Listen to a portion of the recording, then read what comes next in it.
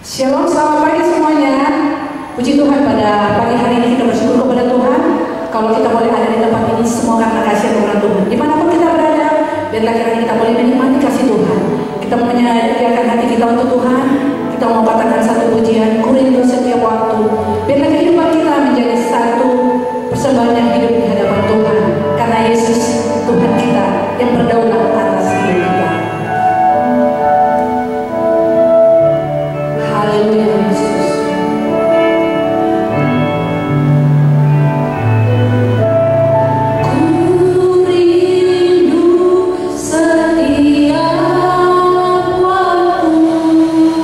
Hidup di kebenaran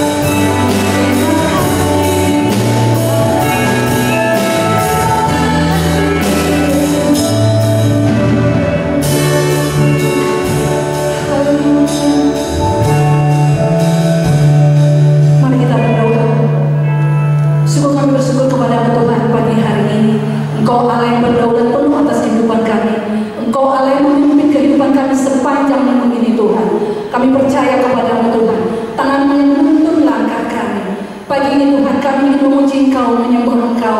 Kami ingin memberi yang terbaik bagi Engkau Tuhan. Biarlah kiranya Tuhan, hadirat-Mu memenuhi kami dimanapun kami berada Tuhan. Biarlah Roh Kudus menuntun kami, menghibur, memimpin kami, sehingga kami boleh merasakan kasih anugerah Tuhan dalam hidup kami melalui ibadah kami pada pagi hari ini. Dimanapun kami berada, tangan Tuhan menjamah kami dan memberkati kami. Terima kasih Bapa yang baik. Kami menyerahkan ibadah kami dari awal, pertengahan hingga akhir. Biarlah nama Allah yang ditinggikan dan dipermuliakan. Di dalam nama Yesus Kristus kami mengucap syukur. Haleluya. Amin. Kita masih bersyukur dan bersukacita karena Tuhan Allah yang lebih baik bagi kita. Dia yang akan menopang kita, Dia yang berjalan bersama dengan kita. Oleh sebab itu mari kita angkat pujian mengatakan berjalan bersamamu. Biarlah Dia senantiasa yang menjadi benteng hidup kita. Amin.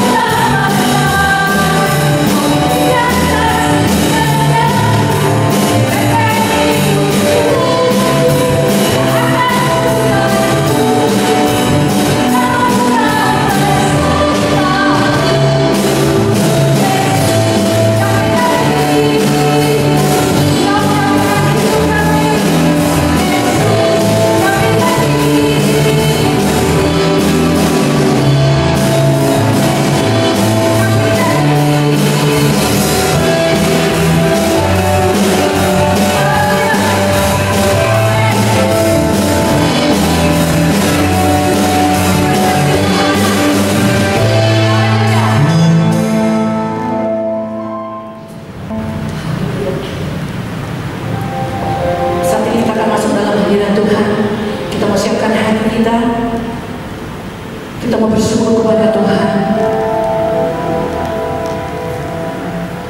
bahwa firman Allah yang menjadi kekuatan kita, firman yang menopang hidup kita, firman yang menuntut setiap langkah kita.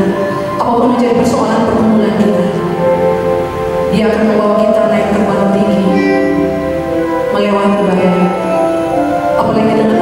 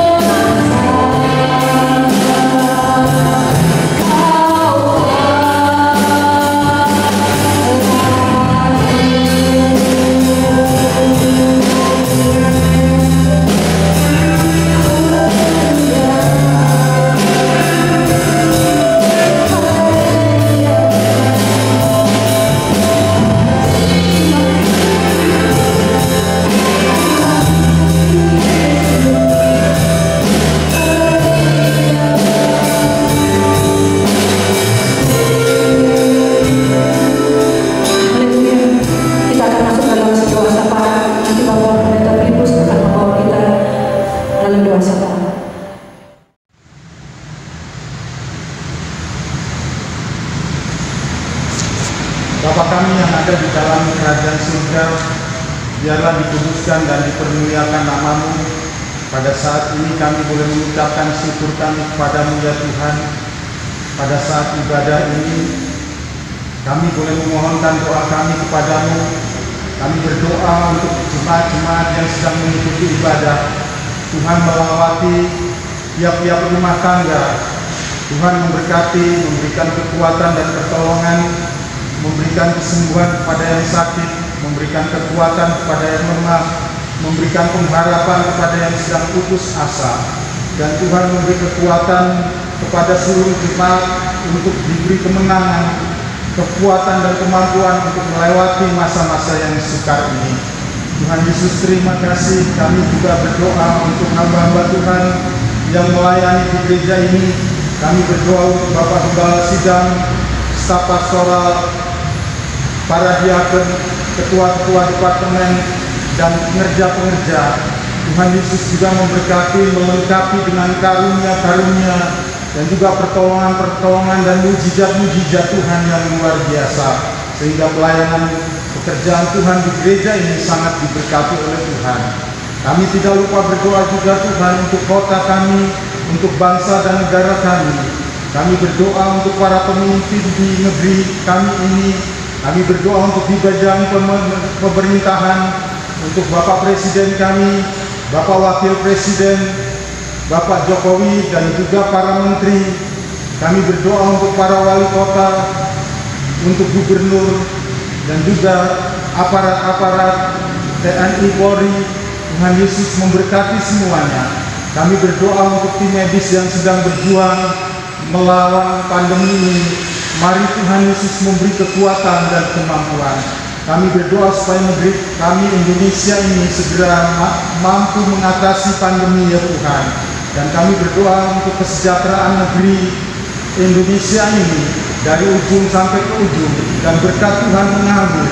Dan kami percaya ketika kami berdoa, kuasa Tuhan bekerja memberkati negara kami, memulihkan ekonomi negeri ini, memulihkan kesejahteraan negeri ini, memulihkan keamanan dan kedamaian. Terima kasih Tuhan Yesus. Di dalam nama Tuhan Yesus kami meminta doa kami ini. Terima kasih. Amin. Saat ini kita akan mendengarkan kebenaran firman Tuhan yang dibawakan oleh Ibu Pendeta Feni. Waktu dan tempat kami bersilakan.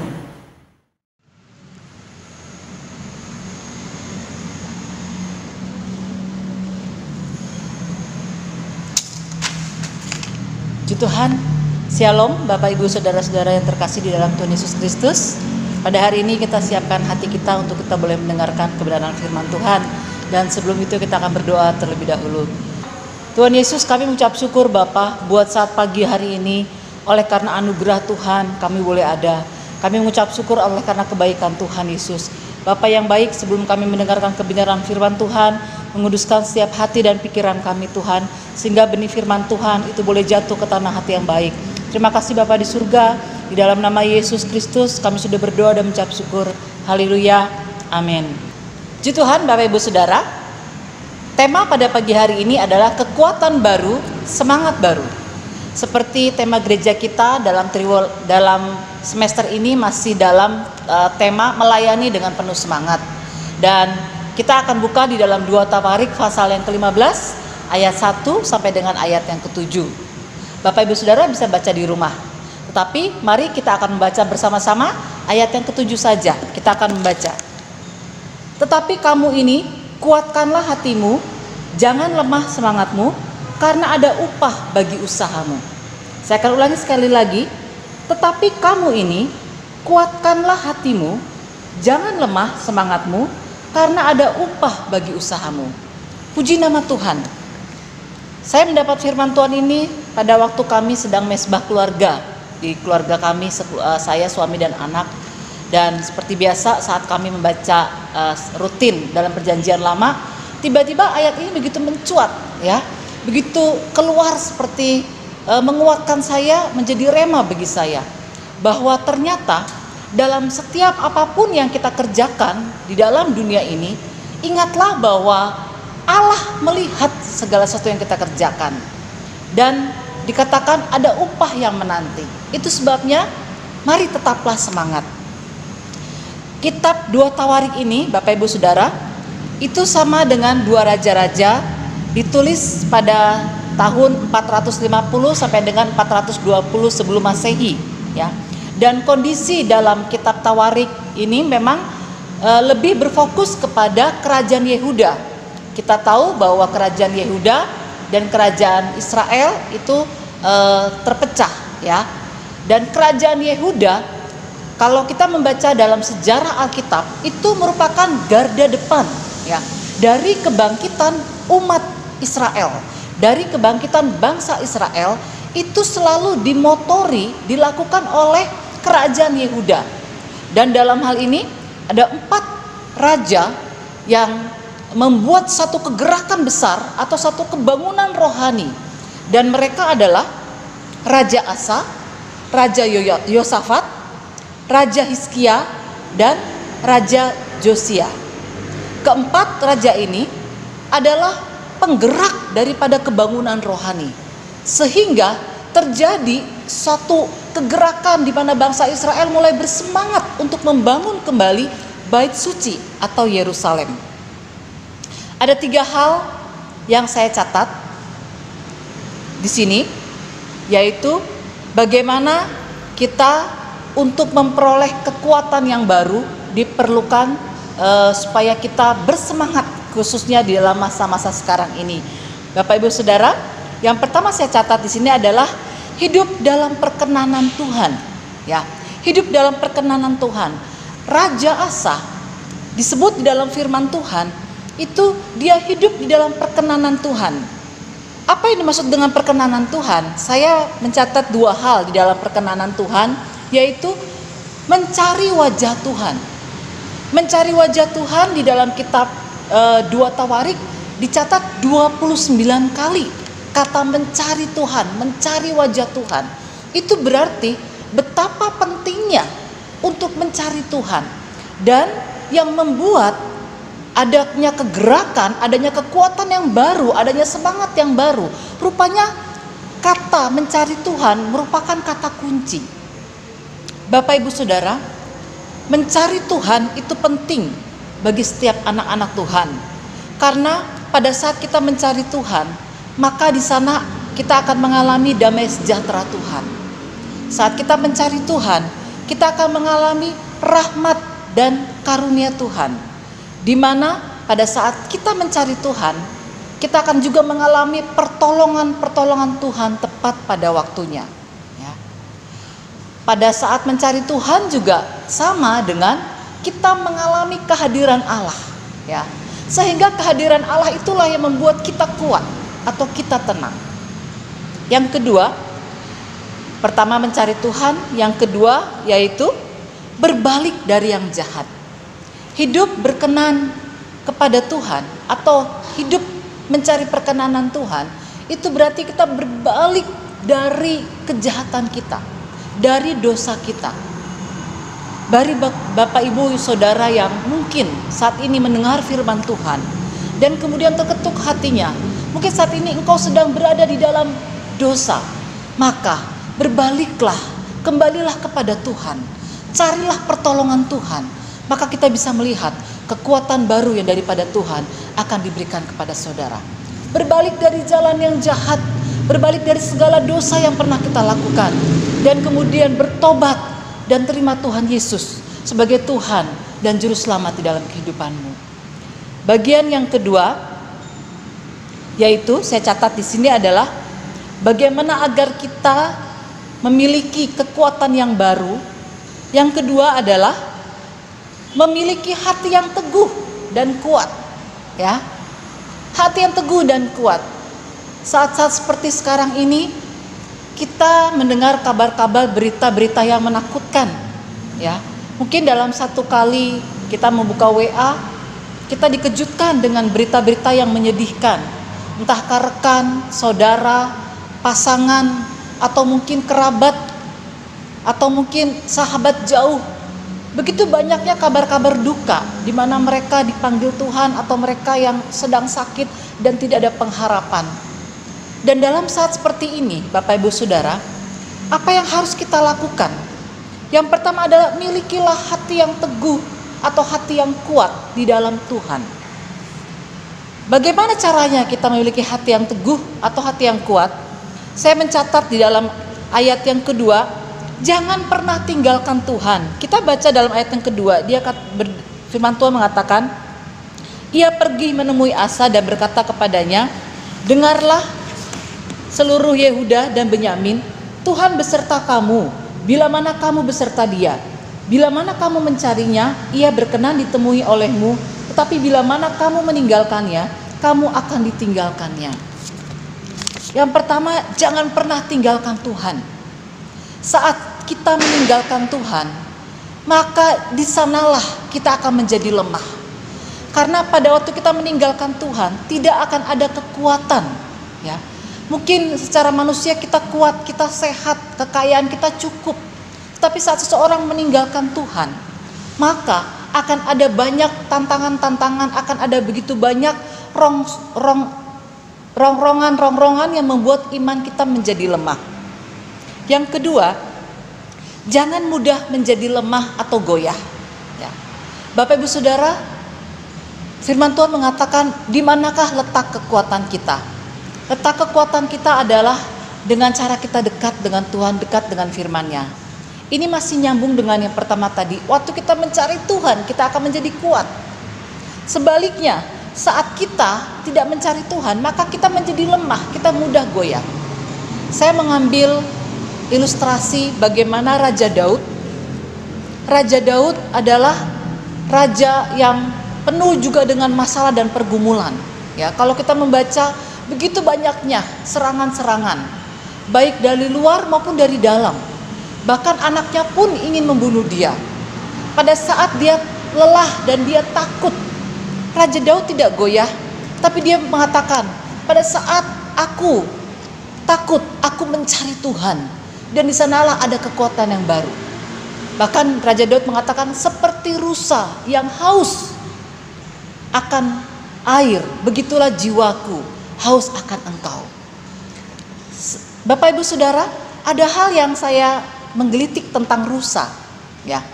Rusa yang haus, pada saat dia dehidrasi, maka tubuh rusa ini itu akan, pada saat dia dehidrasi itu akan terkeluar bau dari tubuh si rusa, di mana bau itu akan mengundang musuh untuk mengejar si rusa tersebut, sehingga musuh itu begitu ingin menerkam, ya, ingin menerkam rusa itu. Itu sebabnya rusa yang haus, yang dehidrasi itu mengeluarkan bau yang menyengat, yang membuat rangsangan bagi penciuman musuh, sehingga musuh itu menyerang dia dan menerkam, bahkan membinasakan. Sangat menarik. Rusa yang dalam keadaan bahaya, dalam keadaan ketakutan, biasanya dia akan lari ke sungai, ya.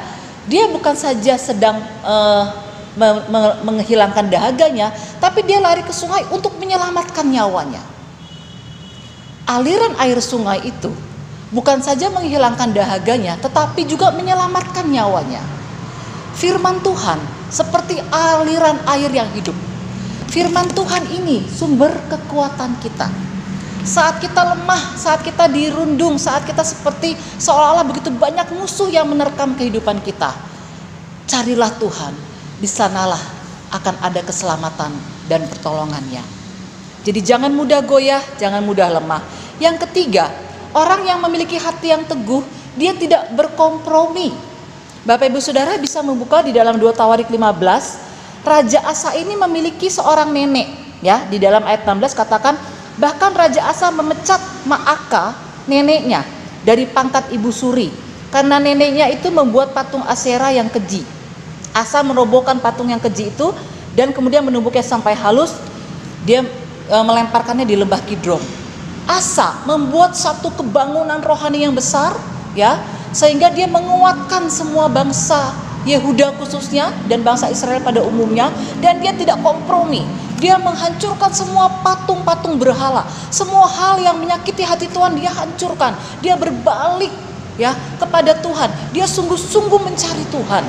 Ya, kehidupannya yang tidak kompromi itu dapat kita lihat pada saat ibunya sendiri, ibu surinya itu dipecat, Bapak Ibu Saudara. dipecat dari kedudukan permaisuri hanya karena apa? Ibu surinya masih membuat patung Dewi Asyera.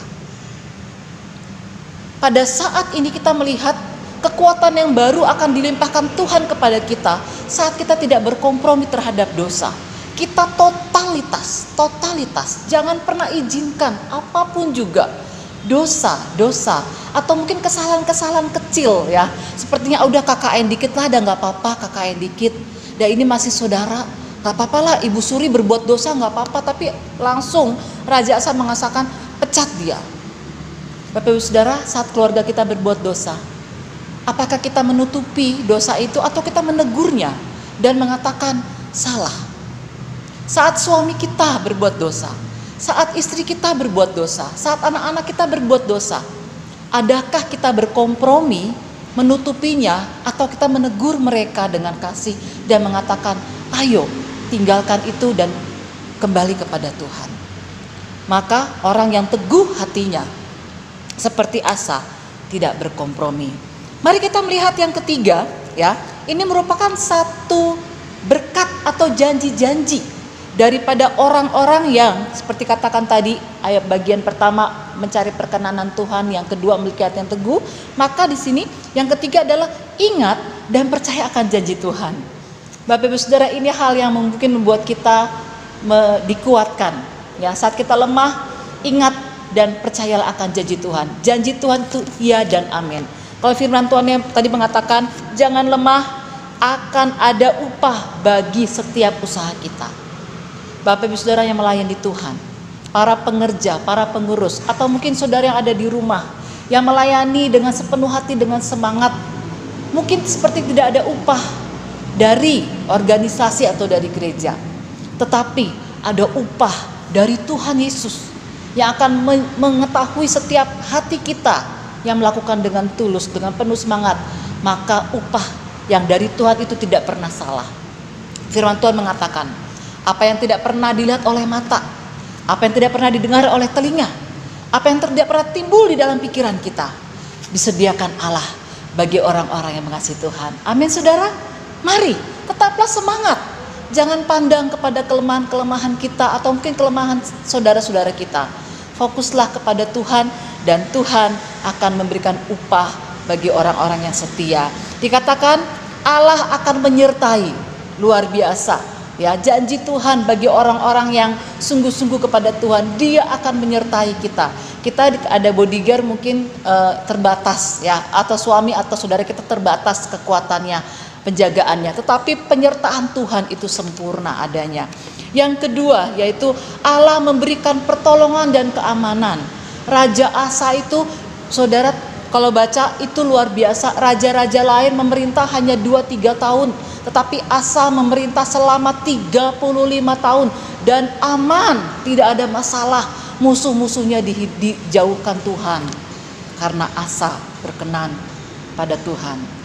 Raja Asa ini mencari Tuhan. Raja Asa ini memiliki hati yang teguh. Sehingga apa? Tuhan mengokohkan kerajaannya, memberikan keamanan kepadanya. Dan yang terakhir adalah berkat-berkat dari surgawi ada bagi orang-orang yang mengasihi dan mencari Tuhan. Di nama Tuhan kita akan berdoa. Tuhan Yesus, kami mengucap syukur pada saat pagi hari ini Tuhan. Biarlah Tuhan kekuatan yang baru Tuhan berikan kepada kami. Semangat yang baru Tuhan berikan kepada kami. Apapun masalah yang sedang kami hadapi, kami terus memandang kepada Tuhan. Kami terus mencari perkenanan Tuhan. Kami terus mencari Tuhan. Kami terus memiliki hati yang teguh. Karena kami tahu pada akhirnya Tuhan akan memberkati kami. Tuhan akan memberikan upah bagi orang-orang yang setia dan terus mencari Tuhan. Terima kasih Bapa di surga. Biarlah kekuatan yang baru di masa pandemi ini terus mengalir dalam setiap hati dan hidup kami. Semangat yang baru terus mengalir di dalam hati dan hidup kami. Menjadi satu kekuatan Tuhan di saat kami harus melayani Tuhan. Di saat kami mungkin harus bekerja. Di saat kami mungkin harus sekolah. Di saat kami harus mengerjakan segala sesuatu yang Tuhan beri, tugas-tugas yang Tuhan percayakan kepada kami. Kami mengucap syukur. Terima kasih Bapa yang baik. Kami serahkan semuanya ke dalam tangan Tuhan. Hanya di dalam nama Tuhan Yesus Kristus. Haleluya. Amin. Bapak Ibu Saudara, kita sudah mengakhiri ibadah pada saat pagi hari ini.